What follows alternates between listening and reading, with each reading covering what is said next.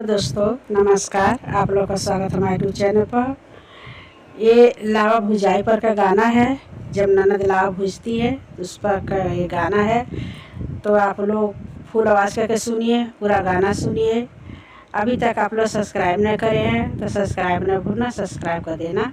मेरे चैनल का नाम है जयंती भोजपुरी गीती, तो आप लोग सब्सक्राइब कर लेना।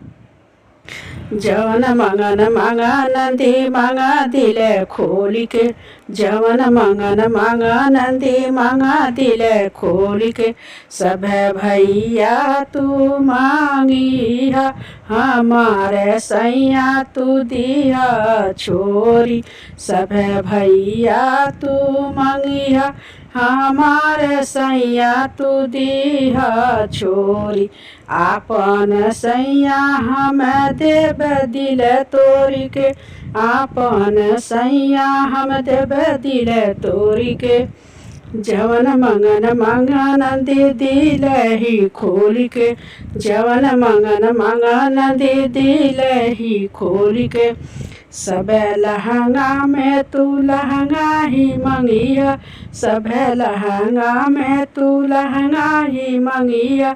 हमारे लहंगा जानी तू मंगिया, हमारे लहंगा जानी तू मंगिया। आपन लहंगा देवे चलिया फारी के, आपन लहंगा हम देवे चलिया फारी के। जवन मंगन मंगन दे दिल ही खोली के, जवन मंगन मंगन दे दिल ही खोली के। सब बेटे में बेटे तू मंगिया, हमारे बेटे जनी तू मंगिया।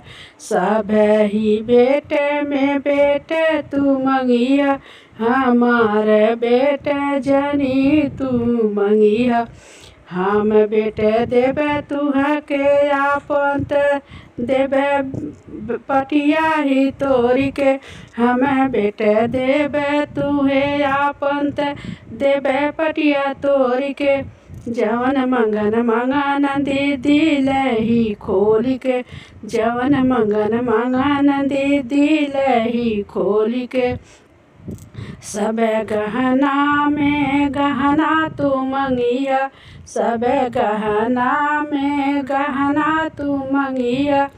हमार पौजेब जनी मंगिया ननदी, हमार पौजेब जनी मंगिया ननदी। अपन पवजेब देवे देवे कोरवा तोरी के, अपन पवजेब देवे देवे कोरवा तोरी के। जवन मंगन मंगन दे दिलवा ही खोली के, जवन मंगन मंगन दे मांगा दिल खोली के।